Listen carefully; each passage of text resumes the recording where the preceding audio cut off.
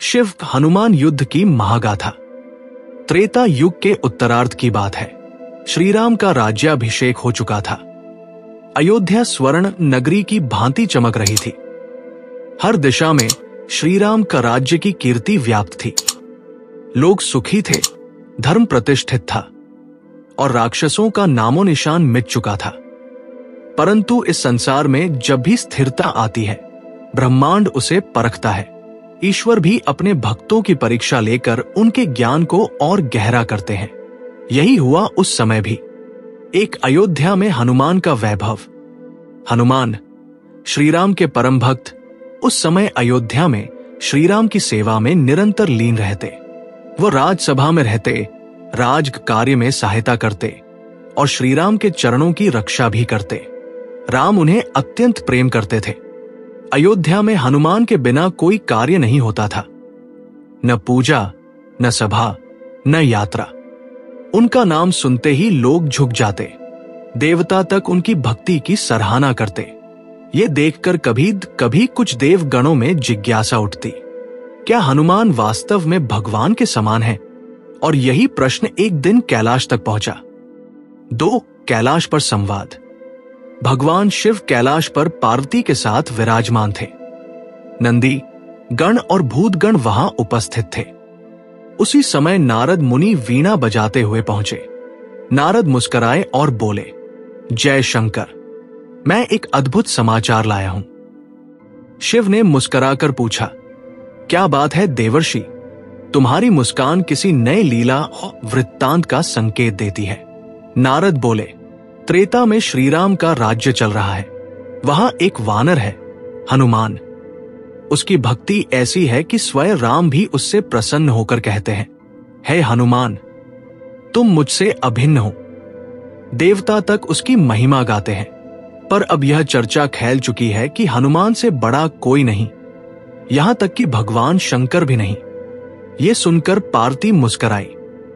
क्या सच में ऐसा कहा जा रहा है स्वामी? शिव मुस्कुराए। देवर्षि नारद की बातें लीला के सूत्र है, परंतु हनुमान तो मेरा ही अंश है। उन्होंने रुद्र अवतार लेकर श्रीराम की सेवा की। फिर कैसे संभव है कि मैं उनसे द्वेष करूं?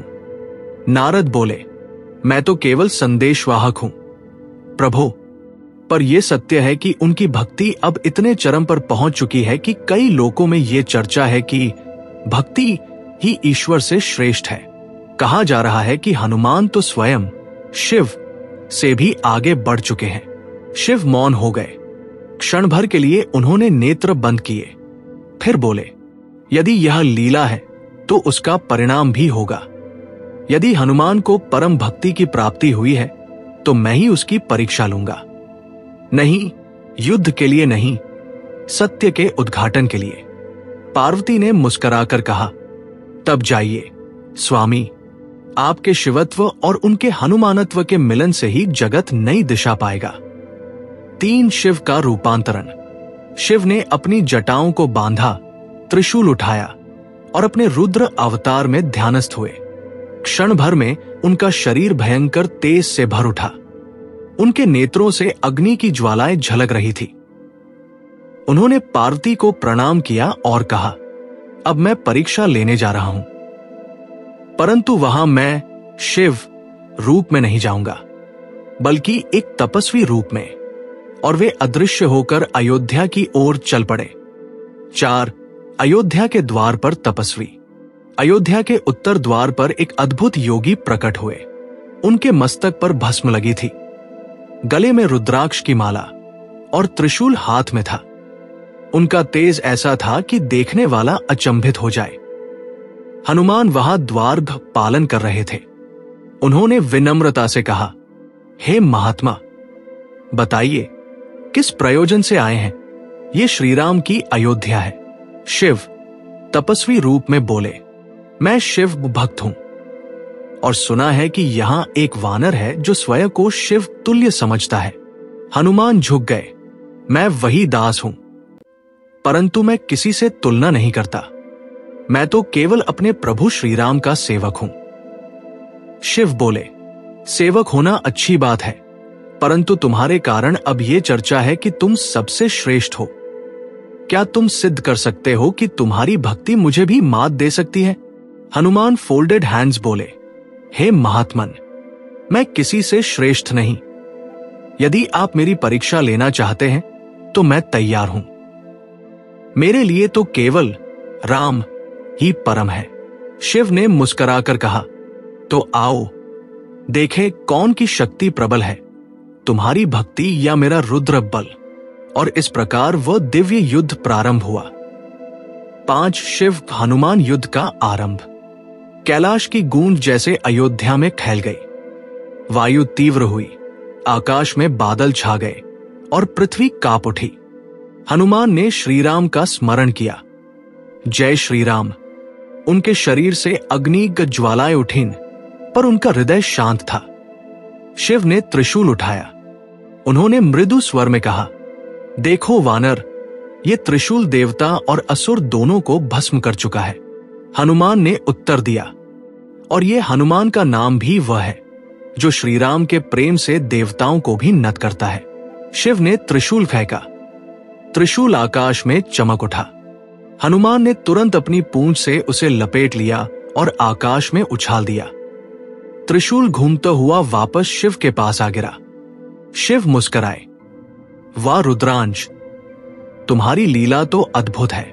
फिर शिव ने अपना धनुष उठाया और पाशुपतास्त्र छोड़ा। आकाश में अग्नि का समुद्र फैल गया। हनुमान ने हाथ जोड़कर श्रीराम का नाम लिया, जय श्री राम। और वो अग्नि उनके चारों ओर घूमकर शांत हो गई। फूलों की वर्षा होने लगी। देवता ऊपर से यह दृश्य देखकर हतप्रभ हो गए। इंद्र बोले, क्या यह सचमुच शिव और शिव अंश का युद्ध है? ये तो लीला है जिसका अर्थ कोई नहीं जानता। 6 ब्रह्मांड कंपाने वाला संघर्ष। अब शिव ने अपना तांडव आरंभ किया। उनके प्रत्येक पग से बिजली कौंध रही थी। धरती फटने लगी। हनुमान ने अपना विराट रूप धारण किया। उनका शरीर पर्वत के समान हो गया। उनकी गर्जना से आकाश फट गया। शिव ने चंद्रमा को उठाकर अस्त्र बनाया। हनुमान ने सूर्य की दिशा में उछाल मार दी और उसे रोक लिया। दोनों के बीच टकराव से ब्रह्मांड का संतुलन बिगड़ने लगा। सृष्टि कांप उठी। वेदों की ध्वनि स्वयं उठी, शिवो हनुमान है, हनुमान है शिव। देवता भयभीत होकर ब्रह्मा के पास पहुंचे। प्रभु, ये युद्ध तो सृष्टि को भस्म कर देगा। ब्रह्मा ने ध्यान किया और कहा, ये लीला है, दोनों एक ही हैं। ये युद्ध नहीं, भक्ति और ईश्वरत्व का संवाद है। 7 श्रीराम का आगमन। उधर अयोध्या में श्रीराम ध्यानस्थ थे। अचानक उन्होंने अनुभव किया कि पृथ्वी कांप रही है। उन्होंने नेत्र खोले और कहा, लक्ष्मण, ये कैसी विचित्र कंपन है। लक्ष्मण बोले, प्रभु, लगता है कोई दिव्य युद्ध हो रहा है। श्रीराम ध्यान में गए और देखा, अयोध्या के बाहर स्वयं भगवान शिव तपस्वी रूप में हनुमान से युद्ध कर रहे हैं। राम उठ खड़े हुए। ये तो मेरा रुद्र अंश है जो अपने भक्त की परीक्षा ले रहा है। राम तुरंत वहां पहुंचे। उन्होंने दोनों को रोकने के लिए अपनी धनुष की नोक से आकाश को छू दिया। क्षण भर में बिजली रुक गई, वायु शांत हो गई और प्रकाश की वर्षा होने लगी। राम बोले, बस, ये कैसा दृश्य है। मेरे आराध्य और मेरे भक्त एक दूसरे पर अस्त्र चला रहे हैं। हनुमान तुरंत दंडवत हुए। प्रभु, मैं तो केवल परीक्षा में खड़ा था। शिव ने अपने वास्तविक रूप में प्रकट होकर कहा, राम, ये लीला तुम्हारी ही थी। मैंने देखा कि तुम्हारा भक्त कितना अडिग है। मैंने अपनी पूरी शक्ति लगा दी, पर हनुमान की भक्ति के आगे सब कुछ हार गया। राम मुस्कुराए, शिव, आपने आज सिद्ध कर दिया कि भक्त और भगवान में कोई भेद नहीं। आप रुद्र हैं, वो रुद्रांश है। दोनों मिलकर ही सृष्टि को धारण करते हैं। आत भक्ति का सर्वोच्च संदेश। हनुमान ने रोते हुए कहा, प्रभु, यदि कभी मैं गर्व करूं तो ये कथा मुझे याद दिला देना कि मेरी शक्ति आपसे ही है। शिव ने गले लगाकर कहा, वत्स हनुमान, तुम भक्ति के परम रूप हो। तुम्हारी निष्ठा इतनी पवित्र है कि मैं स्वयं तुम्हारे समक्ष झुकता हूं। फिर शिव ने अपना रुद्रांश आशीर्वाद के रूप में हनुमान के भीतर और प्रखर किया। आज से तुम अमर रहोगे, युगों तक तुम्हारा नाम भक्ति और शक्ति दोनों का प्रतीक रहेगा। हनुमान ने सिर झुकाकर कहा, जय महादेव, जय श्री राम। 9 देवताओं की स्तुति।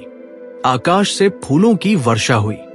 देवता बोले, वंदन है उस भक्ति को जो भगवान को भी जीत लेती है। वंदन है उस भगवान को जो अपने भक्त की परीक्षा स्वयं लेते हैं। पार्वती प्रकट हुई और बोली, आज ये जग जान गया कि हनुमान न केवल वानर है बल्कि शिव स्वरूप है। जो राम का नाम लेता है वो शिव की उपासना करता है, और जो शिव का जप करता है वो राम को पाता है। 10 लीला का रहस्य। शिव ने अंतिम बार कहा, ये युद्ध कभी विजय का नहीं था, ये तो सत्य का उद्घाटन था कि भक्ति और ईश्वर दोनों एक ही हैं। जैसे गंगा और महासागर अलग दिखते हैं पर अंततः मिल जाते हैं। हनुमान ने शिव के चरण छुए। शिव ने आशीर्वाद दिया, वत्स, जहां जहां राम कथा गाई जाएगी वहां तुम्हारा नाम अनिवार्य होगा, और जहां तुम्हारा स्मरण होगा वहां मैं स्वयं उपस्थित रहूंगा। 11 उपसंहार। अयोध्या में पुनः शांति स्थापित हुई। श्री राम सिंहासन पर विराजे, हनुमान चरणों में बैठे, और आकाश से एक दिव्य आवाज गूंजी, नमः शिवाय हनुमते नमः। रामो हनुमानश्च एक तत्तत्व द्विधा स्थितम। अर्थात राम और हनुमान, शिव और रुद्र सब एक ही तत्व है, बस रूप भिन्न है। भावार्थ, ये कथा हमें ये सिखाती है कि जब भक्त अपनी भक्ति में परम हो जाता है तब स्वयं ईश्वर उसकी परीक्षा लेकर अपने अस्तित्व का विस्तार करते हैं। हनुमान की भक्ति ने सिद्ध कर दिया कि शक्ति से ऊपर भक्ति है, और शिव से ऊपर नहीं, शिव ही हनुमान है।